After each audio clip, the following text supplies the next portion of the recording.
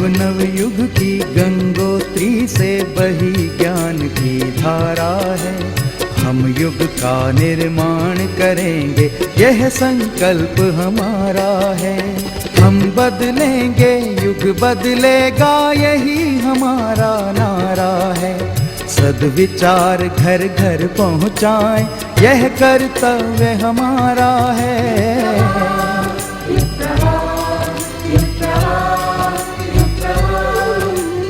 चलो बढ़ें, कुछ अच्छा कर लें, युग ने हमें पुकारा है।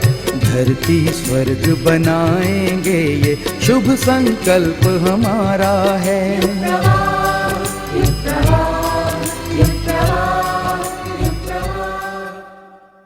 नमस्कार, युग प्रवाह में आप सभी का स्वागत है।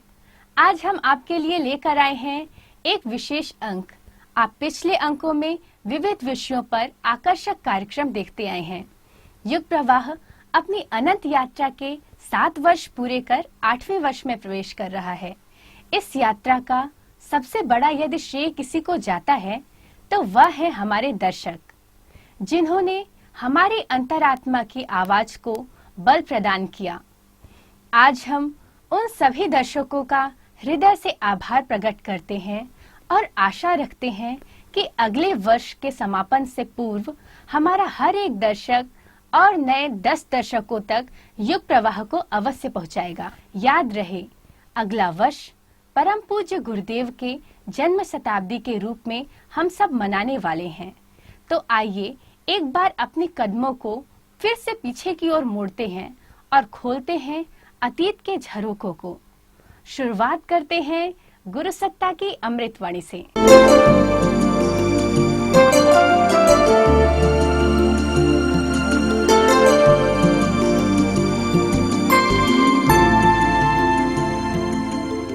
इष्ट कहते हैं बेटे लक्ष्य को। लक्ष्य क्या मतलब? लक्ष्य मतलब ये है कि आपको जाना कहाँ है और बनना क्या है। आपके सामने कोई नक्शा तो रहना चाहिए। कहाँ जा रहे हैं साहब? ऋषिकेश। कितनी दूर है? 122 मील। कितना किराया लगता है? 26 रुपया।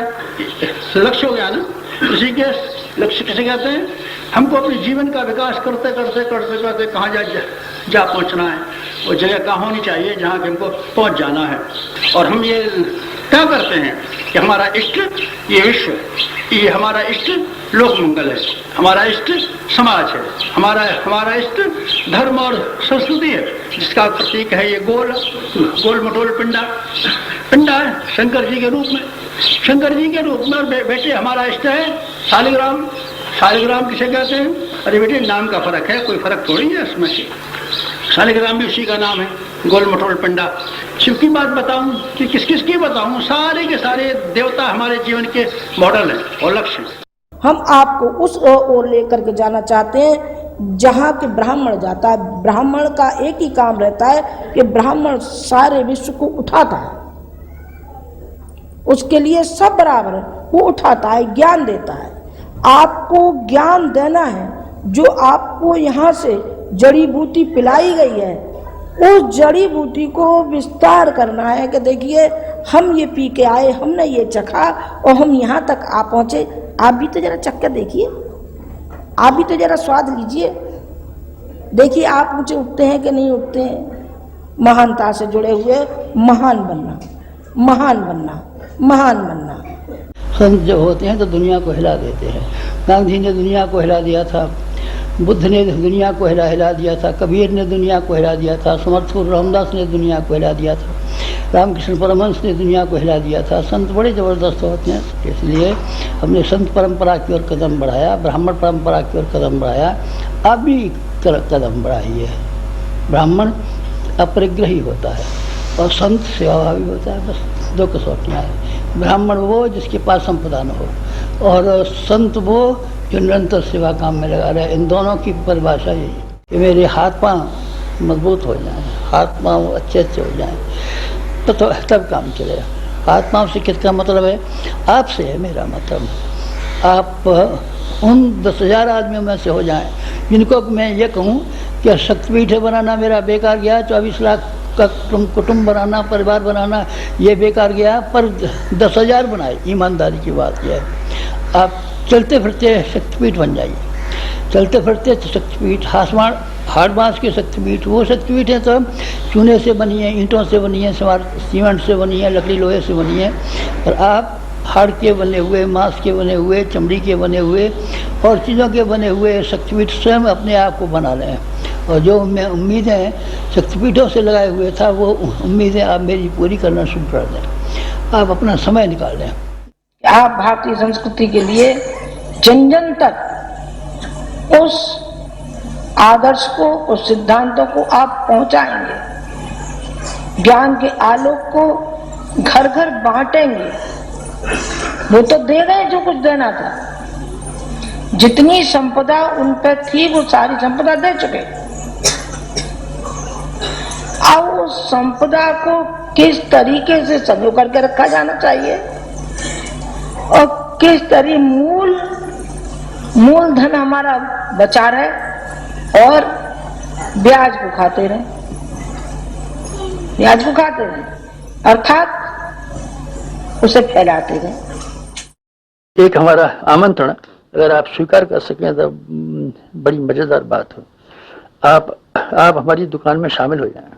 अगर आप इतना हिम्मत कर सकते हो और ये विश्वास करते हो कि हम प्रामाणिक आदमी हैं, तो जिस तरीके से हमने और अपने गुरु की दुकान में साझा कर लिया है, आप आएँ और हमारे साथ साझा करने की कोशिश करें। अपनी पूंजी उसमें लगाएं, समय की पूंजी, श्रम की पूंजी, बुद्धि की पूंजी हमारी दुकान में शामिल करें और इतना मुनाफा कमाएं जिससे कि आप निहाल हो जाएं।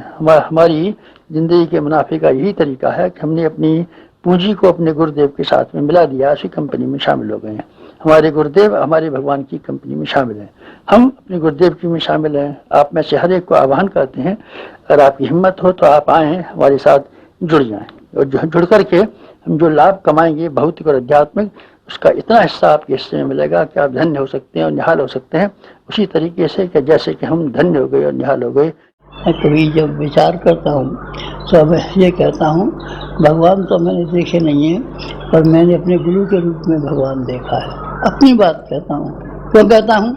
शायद आपकी समझ में कोई बात आ जाए, शायद आप पर प्रभाव पड़ जाए, शायद है कि आप भी इस रास्ते पे चल पड़े, शायद आप भी अपनी श्रद्धा को और निष्ठा को और प्रज्ञा को उतना ही पुनीत बना सके जिसके के ऊपर देने वाला कोई आपके ऊपर आ जाए और आपको निहाल कर दे। देने वाले की संख्या कम नहीं है, लेने वाले बहुत, लेने वाले नहीं है। नया युग बदल रहा है, इसमें परिवर्तन, बहुत बड़े बड़े परिवर्तन होने वाले हैं।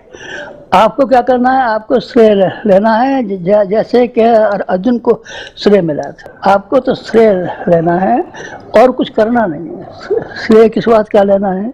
छोटे छोटे काम बताए, राई की नोक के बराबर काम, और राई की नोक के बराबर आप काम कर लेंगे। क्या क्या काम करने पड़ेंगे? एक तो पहले 10 गाँवों में अपना मंडल बना लीजिए। दूसरा काम ये आपके जिम्मे है कि हमारे विचारों का विस्तार कीजिए, विचारों का विस्तार कीजिए, हमारे विचारों का विस्तार कीजिए। हमारे से मतलब मिशन के विचारों का जितना ज़्यादा संभव हो सके उतना विस्तार कीजिए। 2 काम आपके जिम्मे ये है। तीसरा काम ये है कि अपना समय जितना ज़्यादा आप निकाल सकते हो उतना समय निकालने की कोशिश करें, कम से कम 4 घंटा समय तो निकाल सकें। चौथा काम जो आपको करना है वो ये करना है कि आपको अपना समयदान के साथ साथ में अनुदान भी देना है। केवल आप समयदान देंगे और अनुदान नहीं देंगे तो काम कैसे चलेगा?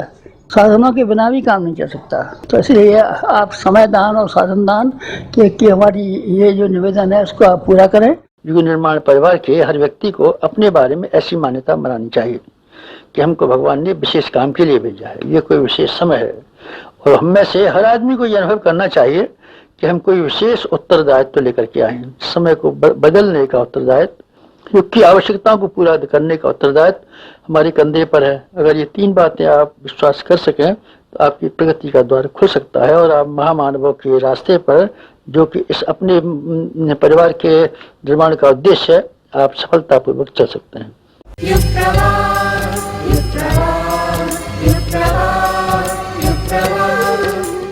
अमृतवाणी का रसपान कर हम सभी ने गुरु सत्ता की शिक्षाएं और प्रेरणाएं प्राप्त की।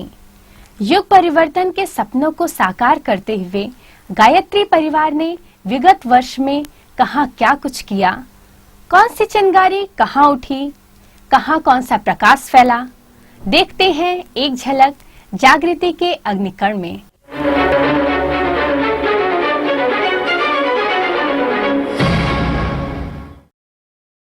नमस्कार। परिवर्तन की इस बेला में सकारात्मक सोच के समाचारों के साथ आपका स्वागत है।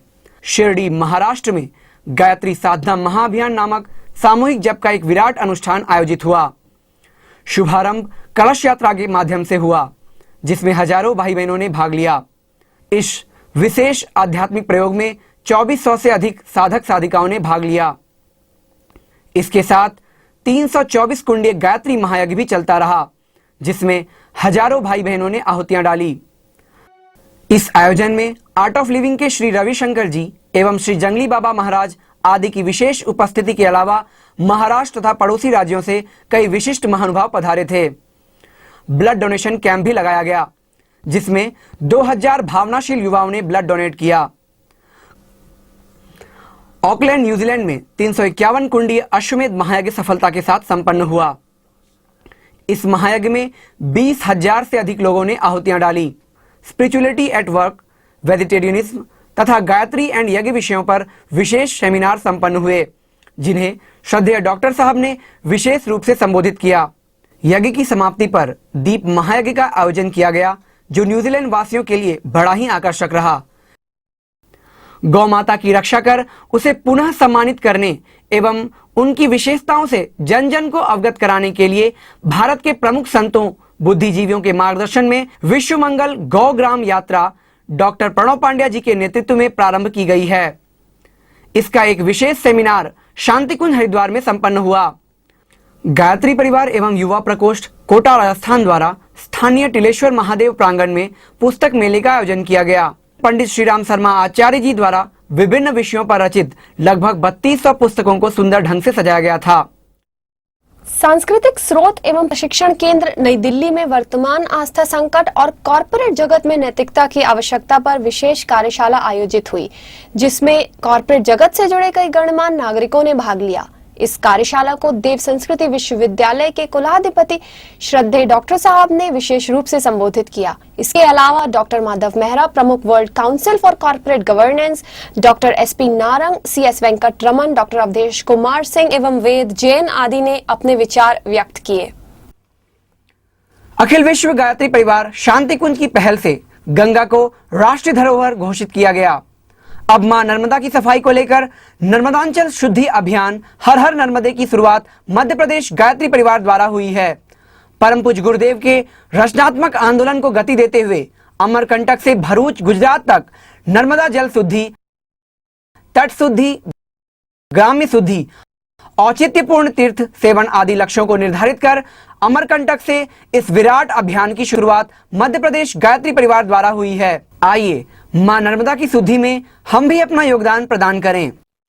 भोगपुर उत्तराखंड में शांतिकुंज के आपदा प्रबंधन दल ने अपनी आदर्श ग्राम्य विकास योजना के अंतर्गत 20 अप्रैल को देहरादून जनपद के ग्राम बनवई भोगपुर में 1 दिवसीय चिकित्सा, स्वास्थ्य, स्वच्छता एवं जन जागरण शिविर लगाया। देव संस्कृति विश्वविद्यालय प्रांगण में आदरणीय डॉक्टर प्रणव पांड्या जी की अध्यक्षता में 25 एवं 26 अप्रैल को गायत्री परिवार यूथ ग्रुप कन्वेंशन 2009 आयोजित हुआ। इसमें गायत्री परिवार यूथ ग्रुप दिल्ली, मुंबई, पुणे, बेंगलोर, नागपुर, इंदौर, वडोदरा, सूरत, कच्छ, चेन्नई, हैदराबाद, कोटा एवं धार मध्य प्रदेश की शाखाओं के प्रतिनिधि शामिल हुए। चीन के नानचांग नगर स्थित जियांगसी विश्वविद्यालय से हाल ही में गहरे संबंध स्थापित हुए हैं। कुलाधिपति डॉक्टर प्रणव पांड्या जी के मार्गदर्शन में देव संस्कृति विश्वविद्यालय ने इस विश्वविद्यालय के माध्यम से चीन में योग विज्ञान, प्राकृतिक चिकित्सा, पंचकर्म, आयुर्वेद, नैदानिक मनोविज्ञान जैसे पाठ्यक्रमों के माध्यम से भारतीय संस्कृति को चीन के जनमानस तक पहुंचाने की तैयारियां की हैं। देव संस्कृति विश्वविद्यालय के कुलाधिपति डॉक्टर प्रणव पांड्या जी के नेतृत्व में शांतिकुंज का एक दल रशिया पहुंचा। टेड्राद इंस्टीट्यूट ऑफ यूनिवर्सल नॉलेज के राष्ट्रीय सेमिनार में मुख्य अतिथि के रूप में श्रद्धेय डॉक्टर साहब को आमंत्रित किया गया। दारुल उलूम देवबंद के प्रतिनिधियों द्वारा एक विशेष गोष्ठी आयोजित हुई, जिसमें शांति कुंज के मनीषी श्री वीरेश्वर उपाध्याय एवं श्री आरपी कर्मयोगी सहित अन्य कई विद्वानों ने भाग लिया। हिंदू और मुस्लिमों के बीच सौहार्दता के वातावरण में वृद्धि होती रहे, इसी संदर्भ को लेकर देवबंद में यह विशेष गोष्ठी आयोजित की गई। इसका विषय था वेद और कुरान की समानताओं पर विचार विमर्श। देव संस्कृति विश्वविद्यालय और इंटरनेशनल इंस्टीट्यूट ऑफ वैदिक साइंस जर्मनी के बीच वैदिक विज्ञान को जनसाधारण तक पहुंचाने के उद्देश्य से पिछले दिनों जर्मनी में दोनों संस्थाओं के बीच समझौते के मसौदे पर हस्ताक्षर हुए। MOU साइन के अवसर पर देव संस्कृति विश्वविद्यालय के कुलाधिपति डॉक्टर प्रणव पंड्या तथा कुलपति SP मिश्र की उपस्थिति में एक विशेष कार्यशाला आयोजित हुई।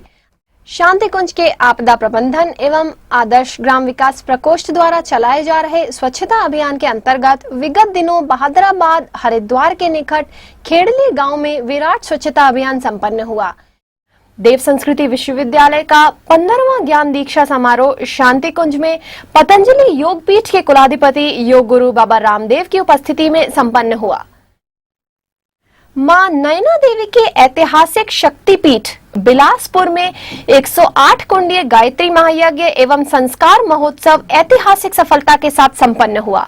इस अवसर पर हिमाचल के माननीय मुख्यमंत्री प्रोफेसर प्रेम कुमार धूमल जी ने कहा कि गायत्री परिवार वर्तमान में लोगों को अच्छे संस्कारों के प्रति जागरूक करने का सराहनीय कार्य कर रहा है।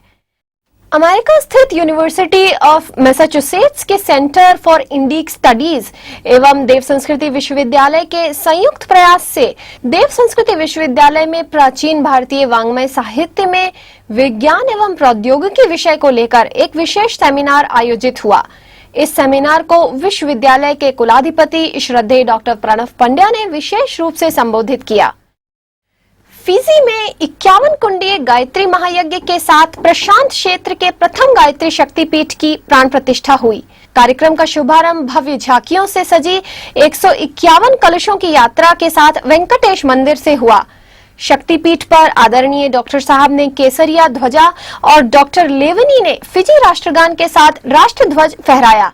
भारतीय संस्कृति ज्ञान परीक्षा समिति दिल्ली द्वारा संस्कार एवं विद्या का शिक्षा में समन्वय विषय पर एक कार्यशाला दिल्ली के RK पुरम में संपन्न हुई, जिसमें वर्ष 2008 में भारतीय संस्कृति ज्ञान परीक्षा के प्रतिभागियों को पुरस्कार वितरण किया गया।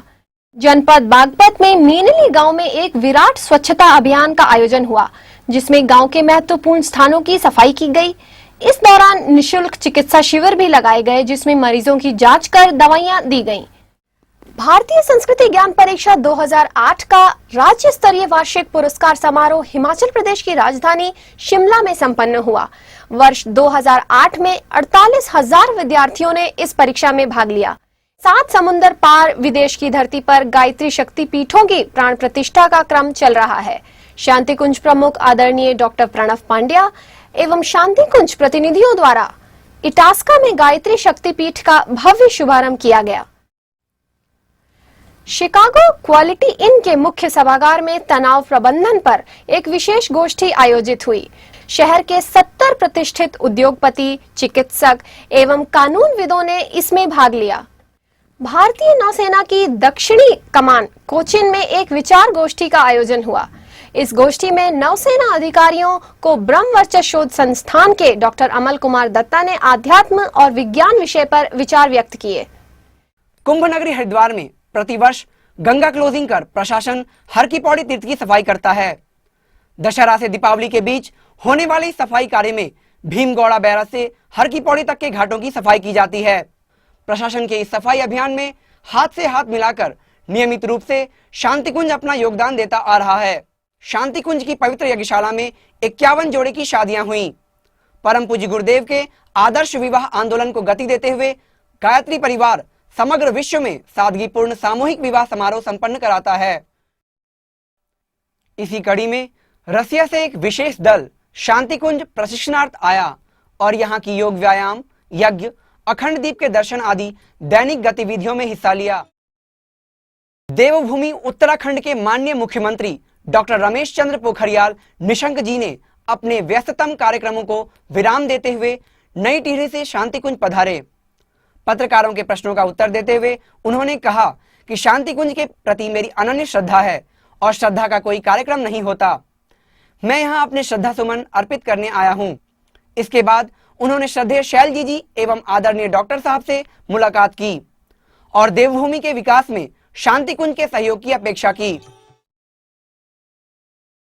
पिछले दिनों फिर से वह रौनकता तब देखने को मिली जब अखिल विश्व गायत्री परिवार की स्नेह सलीला श्रद्धेय शैलजी जी एवं आदरणीय डॉक्टर साहब लेस्टर पहुंचे। समारोह था गायत्री चेतना केंद्र के लोकार्पण का।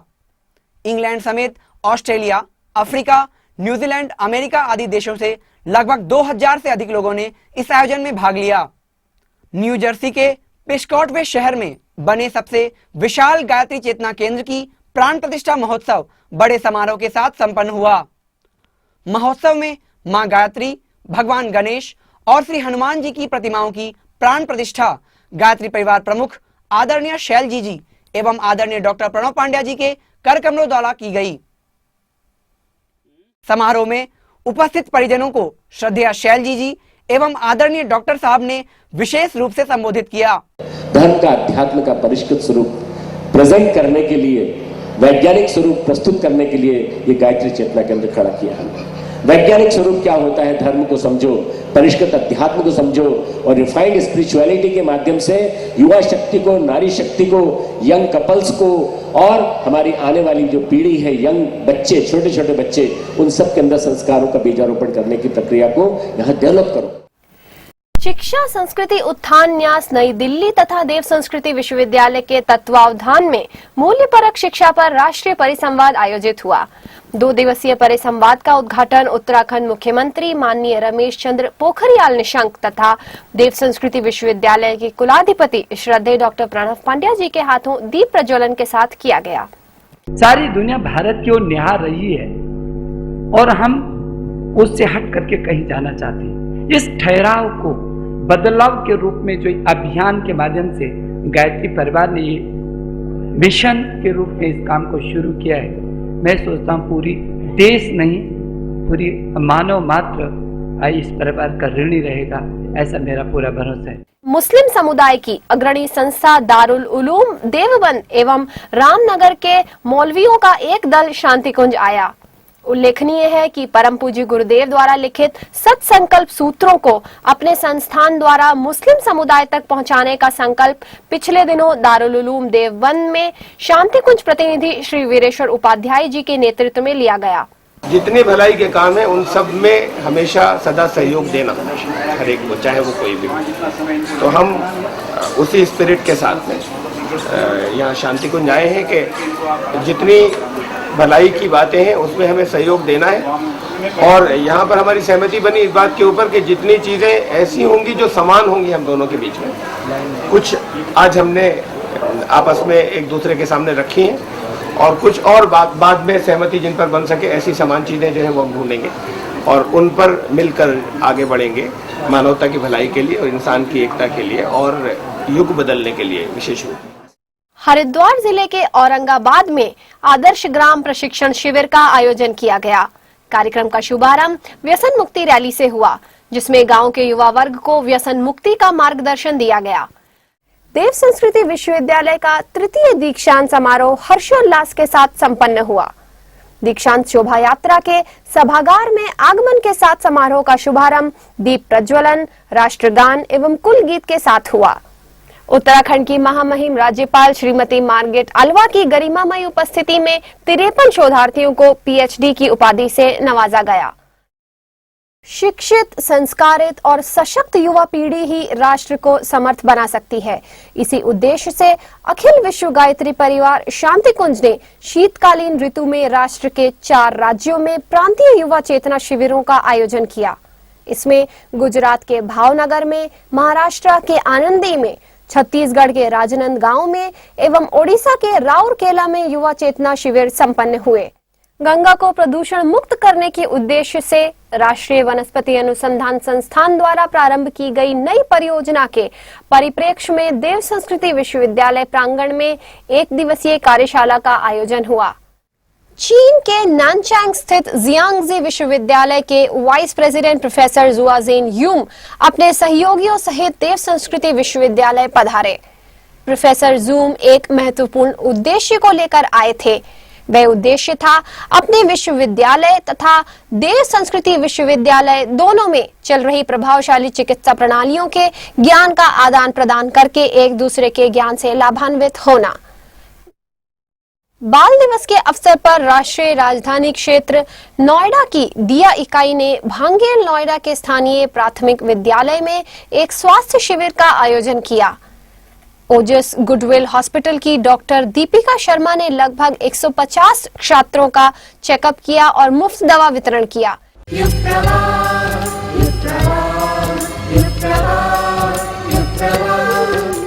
अभी आपने देखा विचार क्रांति के अग्निकणों को।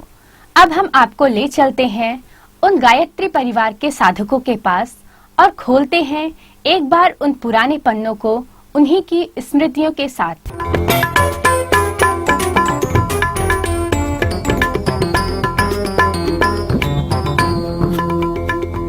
मेरे को एक बीमारी हो गई थी पाँव फिगर की, जिसके अंदर सिर से लेके और पैर के नाखून तक सारा शरीर पक गया था। फोड़े निकल आए थे और ऐसा होता था कि वो फोड़ों के ऊपर हाथ लगा और वो फूट जाते थे और फूटने से पिनाई बन जाते थे। वो बीमारी बड़ी विकट थी। सब डॉक्टरों ने भी मना कर दिया था, इलाज कुछ नहीं है, आराम नहीं हो सकता। फिर गुरु जी चले गए थे अज्ञातवास को। माता जी थी, माता जी ने कहा नहीं बेटा मैं हूँ, अब बिल्कुल चिंता नहीं, बिल्कुल ठीक हो जाओगे। तो एक दफ़ा उन्हीं दिनों के अंदर घर पे हम थे तो उस दिन तबीयत बहुत ख़राब हुई। तो ऐसा पता लगा कि डॉक्टर वगैरह घर पे ही थे कि मैं तो बेहोश होकर पड़ गया था। तब मुझे ऐसा अनुभव हुआ कि माता जी मेरे सिर से उतर के नीचे आई हैं मेरी चारपाई पे और हाथ रखा, बोले बेटा बिल्कुल ठीक हो जाएगा। बस उसके बाद जो बाहर डॉक्टर थे वो भी हैरान रह गए, क्योंकि उस बीमारी में मेरा होठ इतना सूज गया था कि माथे तक आ गया था। और जैसे माता जी गई हैं वो सब सही हो के नॉर्मल हो गया। डॉक्टर हैरान रह गए क्या हुआ ये। गुरुदेव को सदैव अपना मार्गदर्शक समझते रहे और उनके मार्गदर्शन में हमें जो अनुभूतियाँ होती रहीं वो हमें और आगे बढ़ाती रहीं।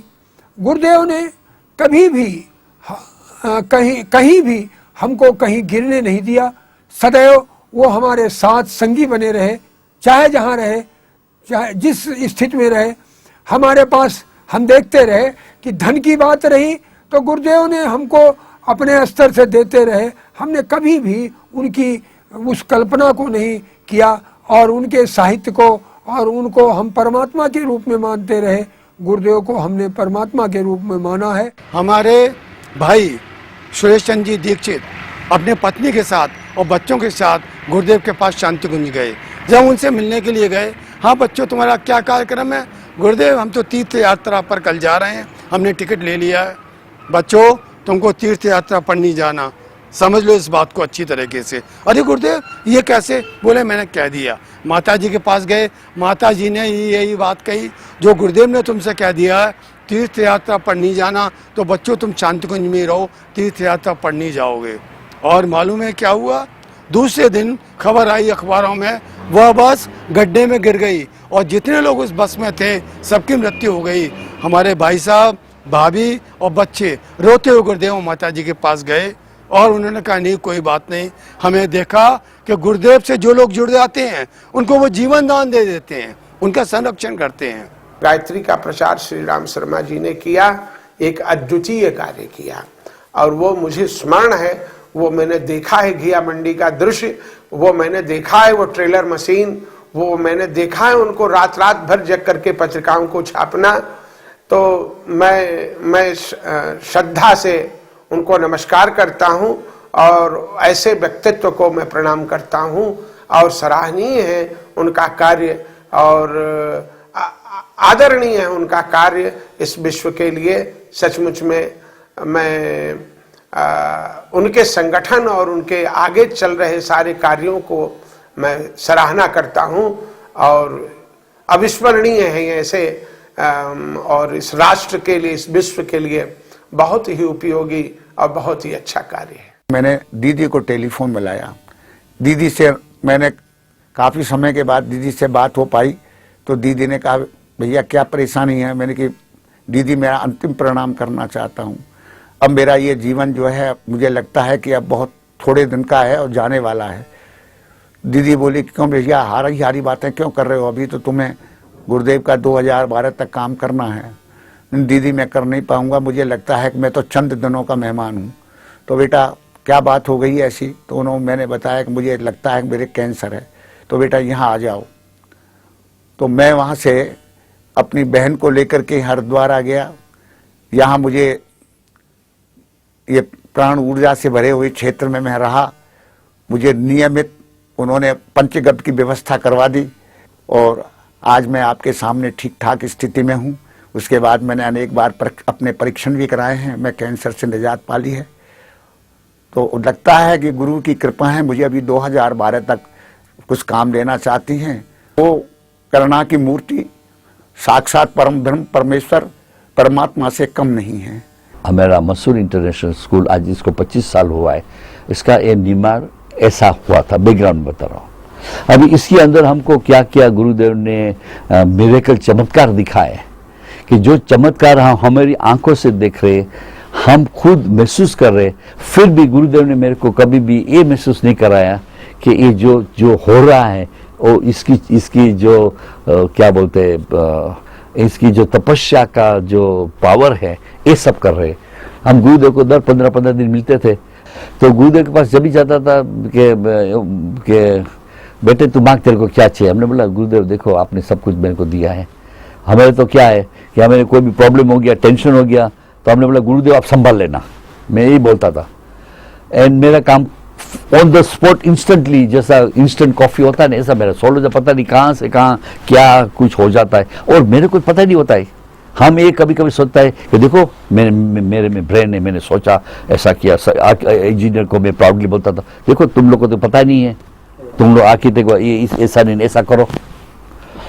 ये मेरे को ऐसा क्या सब हो गया, थोड़ा घमंड जैसा आ गया। तभी गुरुदेव ने थोड़ा गुस्से में आके बोलते तू क्या समझता है, ये क्या स्कूल तूने बनाया? तेरे को मालूम है मैं 24 घंटे उधर रात को 12-12 बजे पर खड़े होकर तेरी रखवाली की स्कूल की। गणेश चतुर्थी के दिन हमारी यज्ञशाला में यज्ञ हो रहा था।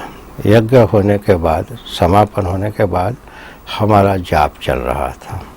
रात्रि 12 बजे तक जो हमारा मंत्र जाप चल रहा था, उसी समय डाकू की एक बहुत बड़ी टोली आ गई।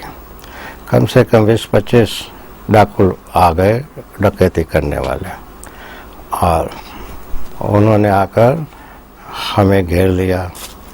हमारा बेटा था उनको भी घेर लिया। सबको घेरने के बाद वो डाकुओं ने बताया कि हमें पैसा दे दो, यहाँ आपके यहाँ पैसा है। लेकिन फिर उन्होंने बोला कि ये ऐसे नहीं बताएंगे, उनका वध कर दो, आप मार डालो। तो जैसे उन्होंने मारना हथियार निकाला और कुल्हाड़ी वैसे, तब हमने गुरुदेव से बोला, याद किया कि गुरुदेव आपने एक बात बताई थी, योग क्षेम वहाँ में हम, जो है जो करना है वो हो जाए। यज्ञ कुंड में अग्निदेव को भी यही प्रार्थना कर दी, अगर हर रोज तो हम आहुति देते हैं आपको, अगर मस्तक की आहुति आज दी जाए तो आपकी इच्छा। हमने गुरुदेव पर ही छप छोड़ दिया, और उसी समय जो डाकू हमारे आसपास खड़े हुए थे उनसे हमें बोल दिया कि आप सब बैठ जाइए। सब बैठ गए, और जैसे ही बैठ गए तो डाकू और हमारे बीच में गुरुदेव की एक आकृति आ गई और हमने देख लिया। गुरुदेव ने मेरे से पूछा, बेटे तुम्हारे पास बच्चे कितने हैं? तो मैंने कहा गुरुदेव मेरे पास अभी फ़िलहाल 4 बच्चे हैं और चारों लड़के हैं। गुरुदेव बड़े ज़ोर से हंसे और उन्होंने पूछा बेटे एक ख्याल रखना कि तुम अगर बच्चों की शादी में दहेज लोगे तो तुम सुखी नहीं रह सकते। आज तुम यहाँ संकल्प करके जाओ कि तुम अपने किसी बेटे की शादी में कोई दहेज नहीं लोगे। मैंने गुरुदेव के चरण स्पर्श किए और वहाँ मैंने गुरुदेव के सामने संकल्प किया कि गुरुदेव मैं अपने बच्चों की शादी में कभी किसी दहेज की कामना नहीं करूँगा, ना किसी से कोई मांग करूँगा। ये मैं आपसे आज वादा करता हूँ, मेरा संकल्प है। फिर गुरुदेव ने कहा बेटे जो होगा अच्छा होगा, तुम यहाँ से जाओगे तो तुम्हारा सब ठीक हो जाएगा। 15 मिनट का टाइम इतनी बात करते करते समाप्त हो गया और मुझे ऐसा लगा कि कोई हमारे अपने घर का जो बहुत अच्छी तरह से मुझे जानता है वो मैं उसके साथ में बैठा और वो उसने मेरी सब चीज़ बात सुनी और मुझे इतनी खुशी हुई, इतना अच्छा लगा, मन बड़ा प्रफुल्लित हो गया। आप देखिए इसके बाद जब मैं घर पहुंचा, बीना पहुंचने के बाद में मुझे पता चला कि मेरा ट्रांसफ़र हो गया। मुझे जब पता चला कि ट्रांसफ़र हो गया तो मैं उसी समय बॉम्बे वापस चला गया और आज आपके समक्ष में ये बोल रहा हूँ कि आज भी मेरे रोंगटे खड़े हो जाते हैं, आंखों में आंसू आ जाते हैं जब मैंने वो ट्रांसफ़र ऑर्डर हाथ में देखा। जिस रोज़ गुरुदेव ने मुझसे बात की थी, गुरुदेव को मैं मिला था, उसी दिन वो ट्रांसफ़र ऑर्डर मेरा साइन हुआ था और मेरा ट्रांसफ़र सागर हो गया था, जो बीना के काफ़ी नज़दीक है। जब वैष्णो देवी गए तो वहाँ हमारे मन में बात आई कि वास्तव में दुनिया में ज्ञान प्राप्त करने का कोई अगर स्थान हो, शांति प्राप्त करने का स्थान हो तो माता जी हमको बताइए। ये मन में भाव रखते रखते जब मैं उस गुफा के अंदर प्रवेश कर गया तो पुजारी ने कहा क्यों पहलवान आपका प्रसाद नहीं चढ़ेगा? हमने कहा प्रसाद तो चढ़ेगा लेकिन मंदिर तो आए। हमारे मन में बात थी कि वैष्णो देवी का मंदिर बहुत बढ़िया होगा, लेकिन वहाँ पिंड स्थापित था और चट्टान पर पिंड स्थापित था। वहाँ खड़े हुए सुरक्षाकर्मी ने कहा पहलवान यही तो है मंदिर, और पुजारी ने हमारे हाथ से पूरा प्रसाद लिया और चढ़ाया और हमारे मस्तक पर तिलक लगाया। फिर उसने कहा बैठ करके निकल जाओ। उसी समय हमारे मन में बात आई कि माता जी ये बताओ दुनिया में ज्ञान प्राप्त करने का कोई स्थान है? उसी समय हमारे कान में जैसे आवाज़ आई कि आप यहाँ से लौट करके जाइए और आपको जम्मू स्टेशन से जो ट्रेन मिलेगी वो लक्सर ले जाएगी। लक्सर से उतर के करके आप हरिद्वार में शांति कुंज चले जाओ। इसके पहले न मैंने कभी अखंड ज्योति पढ़ी थी, न गुरुदेव के बारे में, न माता जी के बारे में, न मिशन के बारे में मैंने कभी नहीं सुना था। और वो दिन था 23 अगस्त 1990 का वो दिवस था। प्रातःकाल 8 बजे मेरा यहाँ आगमन हो गया और इस संस्था के व्यवस्थापक जी का प्रवचन हो रहा था। 8 बजे का समय बैठ करके पीछे मैंने सुना प्रवचन, बहुत ही अच्छा लगा, हृदय को स्पर्श करने वाला। हमने कहा वास्तव में यही स्थान होगा। फिर यहाँ के माता जी के चौकी में भोजन करने का मौका मिला।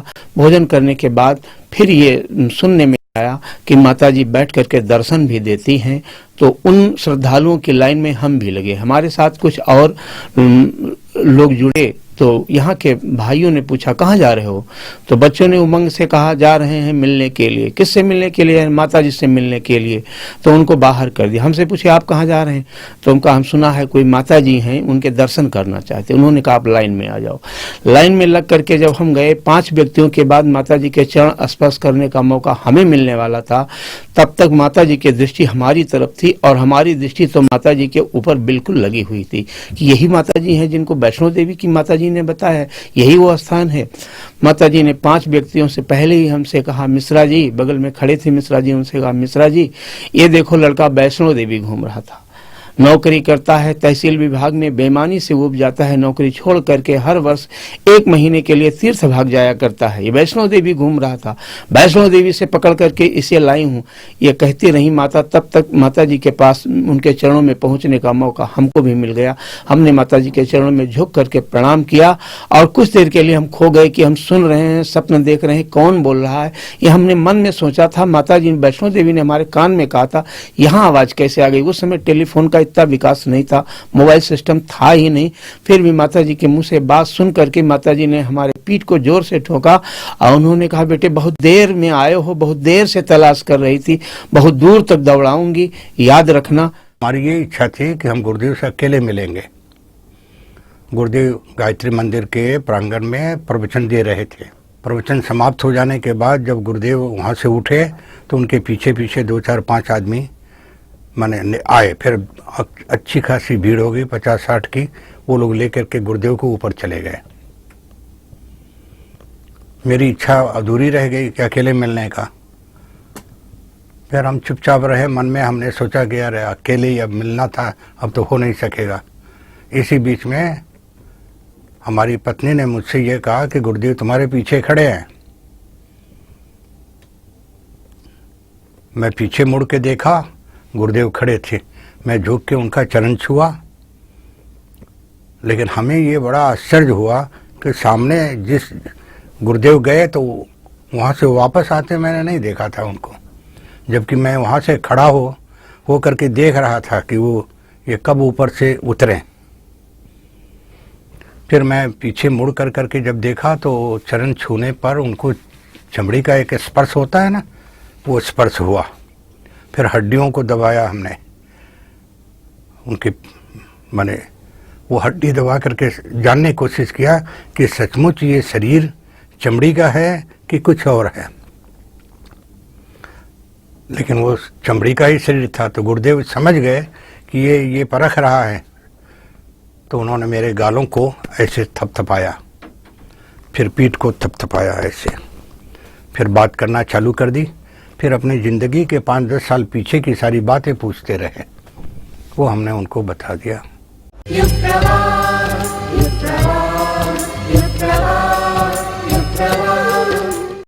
मन की उलझने और उनका समाधान हमें हमारी अगली कड़ी में मिलता रहा है। जिज्ञासा स्तंभ के आधार पर समाधान तलाशते हुए मिलते हैं वरिष्ठ विद्वानों से, चिंतकों से, मनीषियों से, और पाते हैं शंकाओं का समाधान।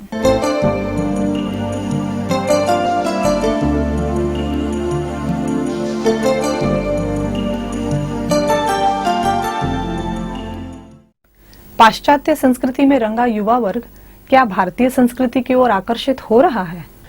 देखिए, जो युवा यहाँ से गए हैं, चाहे वो अमेरिका में, इंग्लैंड में या यूरोपियन कंट्रीज में, सब पढ़े लिखे लोग आ गए हैं या वो टेक्निकल एक्सपर्ट हैं। इसलिए ये तो ठीक है कि अभी एक बहुत बड़ा आकर्षण पैसे का रहता है, बहुत बड़ा आकर्षण वहाँ के बहुत अच्छी सफाई और बहुत अच्छे जो एक एक्सपोजर है लोगों का, उसकी तरफ उनको आकर्षित हुए हैं। लेकिन वो बुद्धिजीवी होने के नाते ये सोचते हैं कि आखिर फिर क्या करना है। तो इस भाव को जागृत करने में ये धार्मिक कार्यक्रम बहुत मदद करते हैं। भाई साहब, आज का ग्रामीण युवा शहरों की ओर पलायन कर रहा है। इस पलायन को रोकने के लिए गौ संवर्धन की क्या भूमिका हो सकती है? देखिए, बड़ा महत्वपूर्ण प्रश्न है आपका। आज की स्थिति युवाओं की है, उनको रोजी रोटी चाहिए। यदि वो घर में 4 गाय भी रखे हुए हैं और 4 गाय मिलके उसको 1 लीटर दूध दे रही हैं, तो उस 1 लीटर दूध में उसका गुजारा नहीं है। उसको मजबूरी में शहर की ओर भागना पड़ रहा है, वो खुशी खुशी नहीं जा रहा।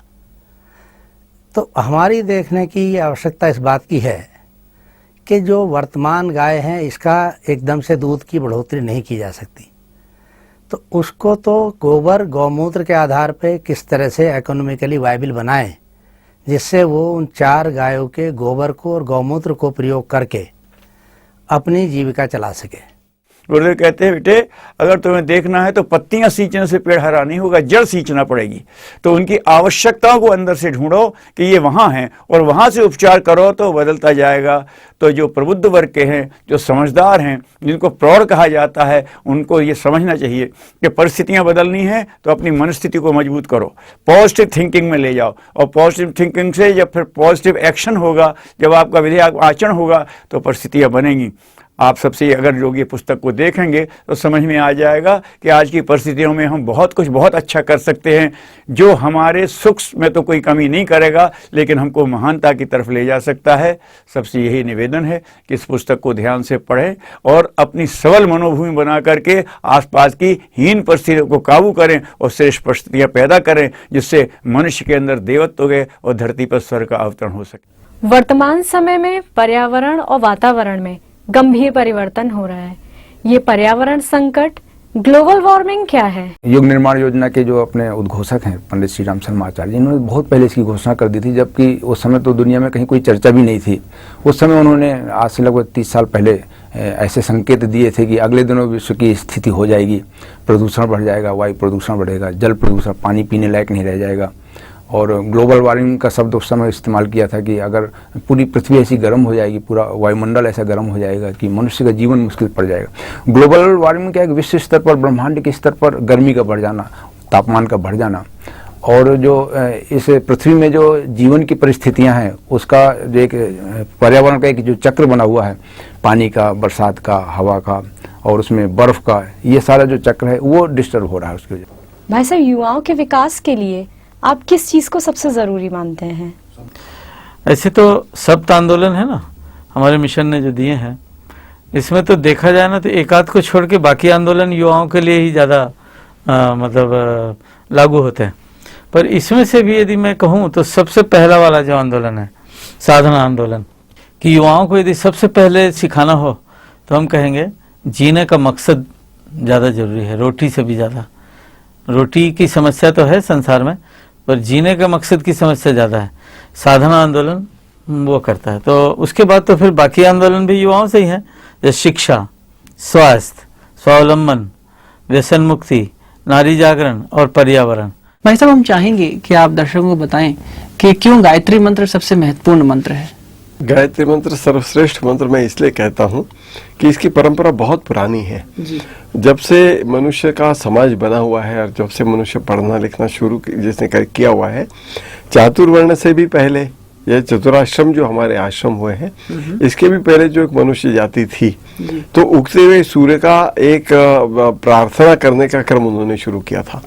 और जब गायत्री मंत्र उसके साथ उसके समन्वय हो गया, तो गायत्री मंत्र इतना पुराना चला कि लाखों पीढ़ियों से लोग सूर्य की उपासना या सविता की उपासना करते चले आ रहे हैं।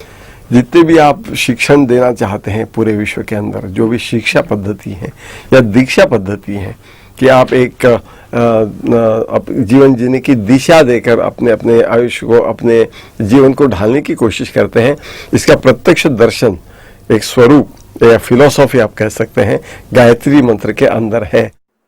मनुष्य सर्वश्रेष्ठ कैसे बना, जितना कुछ अभी है इससे और श्रेष्ठ कैसे बने, अपने व्यक्तित्व का विकास कैसे करे, जीवन को पूर्णता के लक्ष्य तक कैसे पहुंचाए, इसके लिए हमारे ऋषियों ने सुदीर्घकालीन अध्ययन शोध किया और उसके परिणाम स्वरूप उन्होंने एक ऐसी प्रक्रिया को जन्म दिया जिसके आधार पर मनुष्य अपने व्यक्तित्व का समग्र विकास कर सकता है। उस प्रक्रिया का नाम ऋषियों ने दिया संस्कार प्रक्रिया। संस्कार के माध्यम से अनगढ़ को सुगढ़ बनाने का, सामान्य को असामान्य बनाने का क्रम चलाया जाता है। समय समय पर देश काल परिस्थितियों के अनुसार संस्कारों की संख्या अलग अलग ढंग से प्रस्तुत की गई। जिस समय जैसा अवसर था, जैसा काल था, उसके अनुसार संस्कारों की संख्या निश्चित की गई। कोई जमाना था जब 40 संस्कार होते थे, 25 होने लगे। वर्तमान समय में 16 संस्कार की एक परंपरा निश्चित हुई, षोडश संस्कार के रूप में ये कहा जाता है। परंतु युग ऋषि ने, परम पूज्य गुरुदेव ने 12 संस्कार निश्चित किए, क्योंकि कुछ संस्कार ऐसे हैं जिनका निष्पादन वर्तमान परिस्थितियों में कठिन पड़ता है। उनकी विशेषताओं को अन्यान्य संस्कारों के साथ मिला दिया गया है। शिशु के जन्म के पहले जो संस्कार होता है उसे प्राक जन्म संस्कार कहते हैं।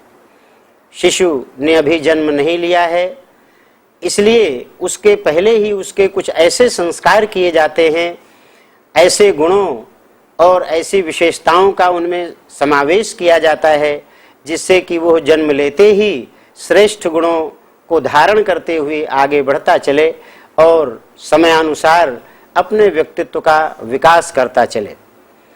प्राक जन्म का यह संस्कार जो पहला संस्कार के रूप में किया जाता है, उसका नाम है पुंसवन संस्कार। पुरुषार्थ करने वाली संतान जन्म ले, इसके लिए पुंसवन संस्कार किया जाता है। चाहे वो कन्या हो चाहे वो बालक हो, दोनों को पुरुषार्थी होना चाहिए। परिस्थितियां उतार चढ़ाव वाली तो होंगी ही, हर परिस्थिति में व्यक्ति अपने व्यक्तित्व को आगे बढ़ाते हुए, पुरुषार्थ करते हुए अपने जीवन को उन्नति के चरम शिखर तक ले जाए, इसका बीजारोपण पुंसवन संस्कार के साथ किया जाता था। शिशुकाल के जो संस्कार हैं उनमें से पहला संस्कार है नामकरण संस्कार। यह नामकरण संस्कार शिशु जन्म के 10वें दिन, 12वें दिन अथवा 1 महीने के अंदर किसी भी समय किया जा सकता है। इयं दुरुक्तं परिबाधमाना वर्णं पवित्रं पुनतिम आगात् प्राणापानाभ्यां बलमादधाना स्वसा देवी सुभगा मेखले अम्मा। अन्न का, आहार का शरीर पर बड़ा ही महत्वपूर्ण असर पड़ता है। दीपक अंधकार को नष्ट कर देता है, मानो अंधकार को खा लेता है, लेकिन अंधकार खाने के बाद फिर वो काजल ही उगलता है, कालिख ही उगलता है।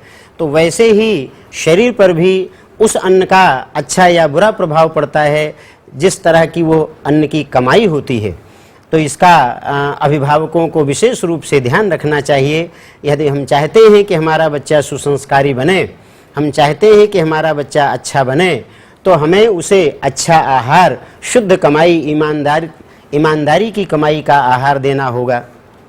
अन्न का मन पर बड़ा जबरदस्त प्रभाव पड़ता है, इसीलिए अन्नप्राशन संस्कार के द्वारा जो अन्न बच्चे को आज ग्रहण कराया जा रहा है मंत्र के साथ, उसको शुद्ध पात्र से, चांदी की चम्मच हो तो और अच्छा है, नहीं तो स्टील की चम्मच हो जिसमें किसी तरह का कोई विकार न हो, और मंत्र के साथ उसको पहली बार आहार ग्रहण कराया जाता है। ओम अन्नपतेन्नस्य नो देह्यनमीवस्य शुष्मिणः प्रप्रदातारं तारिश ऊर्जं नो धेहि द्विपदे चतुष्पदे। यदि व्यक्तित्व का समग्र विकास करना है तो मानसिक विकास पर विशेष ध्यान देना होगा। और हमारे ऋषियों ने चिर पुरातन काल में ही इस बात पर ध्यान दिया था, तभी उन्होंने इस विद्यारंभ संस्कार का शुभारंभ किया था। उन्होंने कहा कि शिक्षा के साथ विद्या की आवश्यकता है। विद्या नहीं होगी तो शिक्षा भी अधूरी ही रहेगी। विद्या का क्या तात्पर्य था उनका? विद्या का तात्पर्य था कि जहाँ शिक्षा IQ का या बौद्धिक विकास करती है, जानकारियाँ प्रदान करती है, वहीं विद्या आंतरिक गुणों का विकास करती है। जिन गुणों के आधार पर व्यक्ति महामानव कहलाता है, महापुरुष बनता है और अपने जीवन में चरम उत्कर्ष पर पहुंचता है, तो वे ऐसे मूलभूत गुण होते हैं, मूलभूत विशेषताएं मानवता की होती हैं, जिनका कि विकास करना आवश्यक होता है। और वो आता है विद्या के क्षेत्र में। जैसे माँ बच्चे के विकास के लिए बहुत उपयोगी है, बहुत आवश्यक है, नितांत अपरिहार्यता है, माँ हर चीज़ का ध्यान रखती है, वैसे ही सरस्वती माता भी हर तरह का ध्यान रखती हैं। बच्चे का मानसिक समग्र विकास कैसे होगा, माँ की कृपा उसके लिए बहुत आवश्यक है। तो इसलिए माँ सरस्वती की कृपा पाने के लिए सरस्वती का पूजन किया जाता है और बच्चे को यह प्रेरणा दी जाती है कि वो शिक्षा में सहानुभूति और संवेदना का भी, शालीनता का भी समावेश करके रखे। इसी से उसका जीवन समग्र बनेगा, परिपूर्ण बनेगा। ओम पावकानः सरस्वती वाजेभिर्वाजिनीवती यज्ञं वष्टुधिया वसुः। ओम सरस्वत्यै नमः आवाहयामि स्थापयामि ध्यायामि।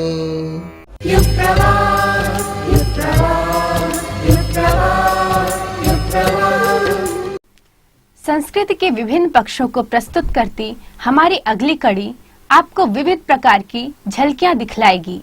आइए देखते हैं इसकी एक झलक।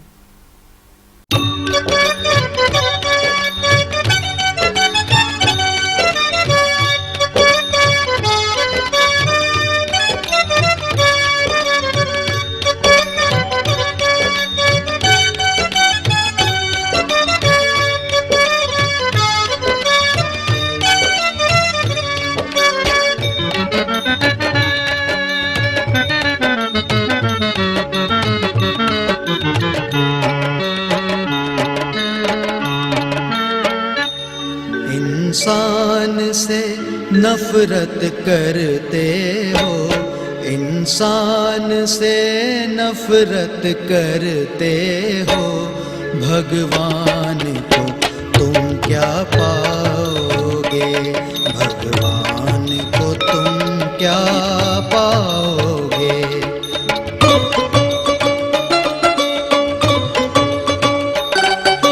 इंसान को तुम अपना ना सके, इंसान को तुम अपना ना सके, भगवान को क्या अपनाओगे, भगवान को क्या अपनाओगे। मत बांधो गठरिया अपजस की, मत बांधो गठरिया अपजस की, मत बांधो गठरिया अपजस की, मत बांधो गठरिया अपजस की, मत बांधो गठरिया अपजस की, मत बांधो गठरिया अपजस की।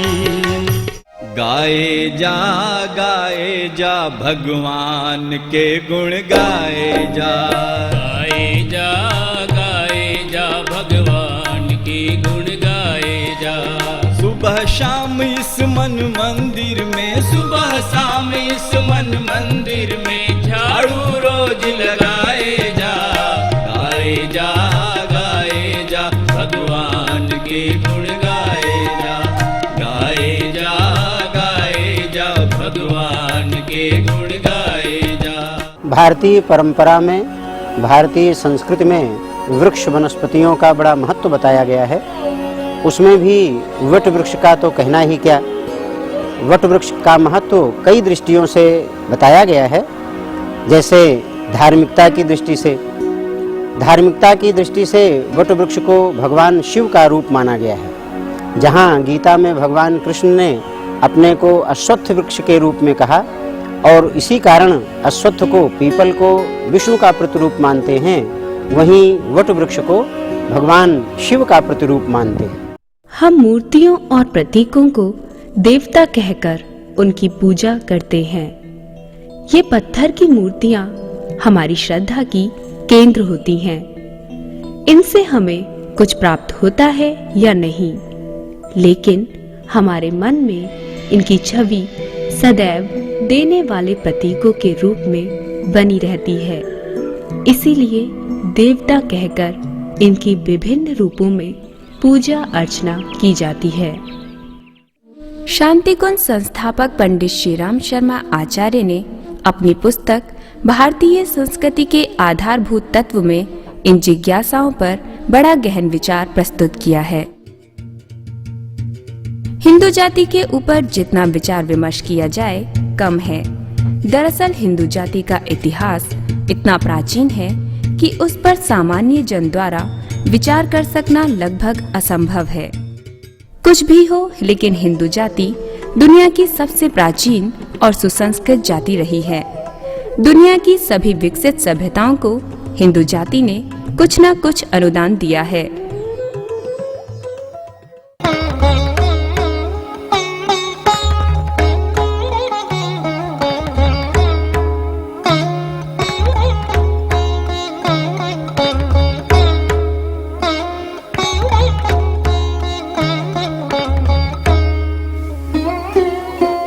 हाँ तो साहबजादे अभी तक सो रहे हैं। 12 बजने वाले हैं।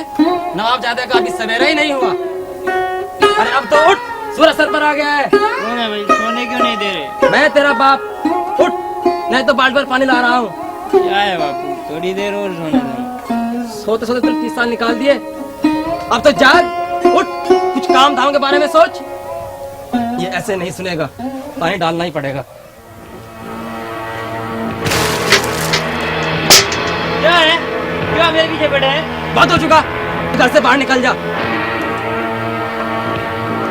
ये ले, जा, निकल जा यहाँ से। जब कोई काम धाम करेगा तभी आके मुझे मुंह दिखाना।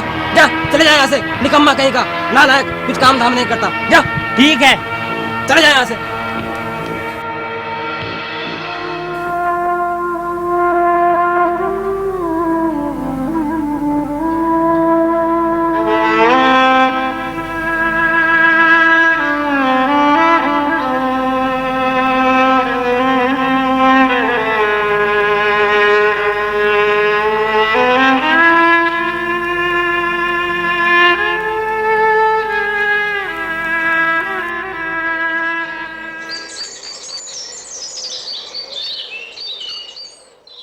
मामचंद की लुगाई जाने क्या लिखवा कर लाई, भाग से उसके लल्ला होवे पर कहीं अगर जो लल्ली आई।